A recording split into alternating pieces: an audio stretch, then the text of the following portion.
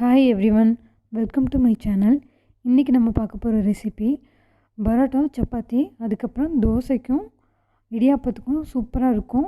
ஆப்பத்துக்கும் ரொம்ப நல்லாயிருக்கும். ட்ரை பண்ணி பாருங்கள். ஃபஸ்ட்டு இதுக்கு ஒரு 5 முட்டை வேக வச்சு எடுத்துக்கணும்.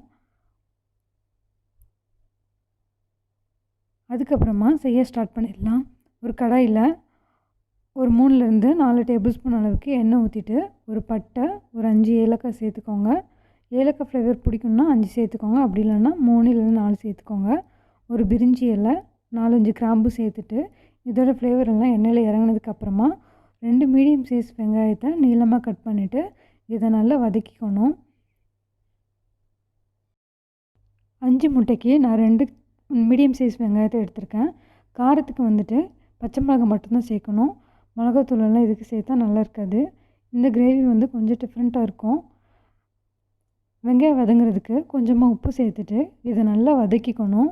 வெங்காயம் நல்லா கோல்டன் கலர் வரணும், அது வரைக்கும் வதக்கணும். வெங்காயம் வதங்கிட்டு இருக்கும்போதே நான் ஒரு மீடியம் சைஸ் தக்காளி எடுத்து கட் பண்ணிக்க போகிறேன். இந்த அளவுக்கு நல்ல கோல்டன் ப்ரௌன் கலர் வந்ததுக்கப்புறமா 1 டேபிள் ஸ்பூன் அளவுக்கு இஞ்சி பூண்டு பேஸ்ட்டு சேர்த்துட்டு அதே நல்லா பச்சை வாசனை போகிற வரைக்கும் வதக்கணும். நான் இஞ்சி பூண்டோடு சேர்த்து தக்காளியும் சேர்த்துட்டு நல்லா வதக்கிக்க போகிறேன். தக்காளி நல்லா கொலைய வேகணும்னு அவசியம் இல்லை, ஓரளவுக்கு மசிஞ்சால் போதும். இஞ்சி பூண்டு பேஸ்ட்டும் தக்காளியும் சேர்த்து வதக்கும்போது நமக்கு ரெண்டுமே சீக்கிரம் வதங்கி வரும். நமக்கு டைமும் கொஞ்சம் மிச்சமாகும். இதுக்கப்புறமா இதுக்கு ஒரு பேஸ்ட் ரெடி பண்ண போகிறோம். அந்த பேஸ்ட் ரெடி பண்ணுறதுக்கு நான் ஒரு 4 டேபிள் ஸ்பூன் அளவுக்கு தேங்காய் எடுத்திருக்கேன். அதுக்கப்புறமா ஒரு 10லேருந்து 15 முந்திரி பருப்பு எடுத்திருக்கேன். இப்போ இதையும் மிக்ஸி ஜாரில் சேர்த்ததுக்கப்புறமா இதுக்கப்புறமா நான் 1 டேபிள் ஸ்பூன் அளவுக்கு சோம்பு சேர்த்துக்கிறேன். சோம்பு நீங்கள் அப்படியே எண்ணெயில் போட்டு வதக்கும்போது டேஸ்ட் அந்தளவுக்கு நல்லா இருக்காது. மிக்ஸி ஜாரில் போட்டு அரைக்கும்போது நமக்கு டேஸ்ட் ரொம்ப டிஃப்ரெண்ட்டாக தெரியாது. அதுக்கப்புறமா ஒரு டேபிள் ஸ்பூன் அளவுக்கு வெள்ளை எள்ளு சேர்த்துக்கிறேன். வெள்ளை எள்ளு தான் இந்த ரெசிபிக்கு ரொம்ப டேஸ்ட்டு கொடுக்கும். அதனால் வெள்ளை எள்ளு முக்கியமாக சேர்த்துக்கோங்க. இந்த அளவுக்கு நல்லா பேஸ்ட்டாக அரைச்சிக்கணும்.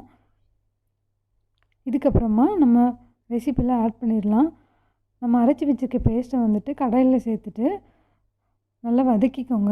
தேவையான அளவு தண்ணி இப்போவுமே சேர்த்துக்கோங்க. ரொம்ப தண்ணியாக இருக்கக்கூடாது, அதே மாதிரி ரொம்ப திக்காகவும் இருக்கக்கூடாது. ஒரு மீடியம் சைஸில் நல்லா தண்ணி ஊற்றிட்டு நல்லா இதை இப்போ கொதிக்க வைக்கணும். நீங்கள் பேஸ்ட் அரைச்சி ஊற்றும்போது அடுப்பை மீடியம் டு லோ ஹீட்டுக்கு மாற்றிடுங்க. ஏன்னா ஹை ஹீட்டில் இருந்திங்கன்னா நம்ம தேங்காய் பால் அரைச்சி ஊற்றும்போது எல்லாமே சூட்டில் தெரிஞ்சு போயிடும். அதனால் மீடியம் டு லோவில் வச்சுக்கோங்க.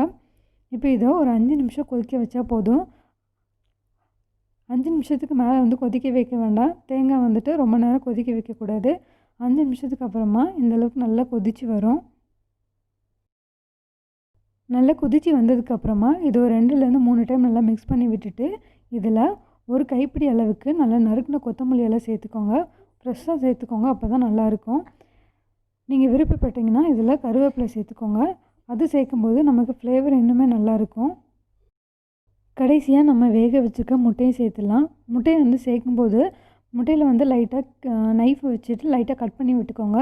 ரொம்ப டீப்பாக கட் பண்ணாதீங்க, லைட்டாக கட் பண்ணால் போதும். அப்போ தான் நமக்கு கொதிக்கும் போதும் அந்த மசாலாவோட அந்த டேஸ்ட்டெல்லாம் உள்ளே இறங்கும். லைட்டாக கட் பண்ணி விட்டுக்கோங்க. இந்த ஸ்டேஜில் உங்களுக்கு உப்பு தேவைப்பட்டுனா சேர்த்துக்கோங்க. எனக்கு வெங்காயம் வதக்கும்போது சேர்த்த உப்பு எனக்கு கரெக்டாக இருந்துச்சு, அதனால் நான் சேர்க்கல. இப்போ முட்டை சேர்த்ததுக்கப்புறமா ஒரு 5 மினிட்ஸ் மீடியம் ஹீட்டில் வச்சு கொதிக்க வச்சுக்கலாம். ஃபைனலாக ஒரு 5 நிமிஷம் மூடி போட்டு ஒரு 5 மினிட்ஸ் குக் பண்ணிக்கோங்க. அவ்வளோதான், நமக்கு ரெசிபி சூப்பராக ரெடியாக இருக்கும். இந்த ரெசிபி உங்களுக்கு பிடிச்சிருந்தா மறக்காமல் சேனலுக்கு சப்ஸ்கிரைப் பண்ணுங்கள், லைக் பண்ணுங்கள், உங்கள் ஃப்ரெண்ட்ஸ் எல்லாருக்கும் ஷேர் பண்ணுங்கள். தேங்க்யூ.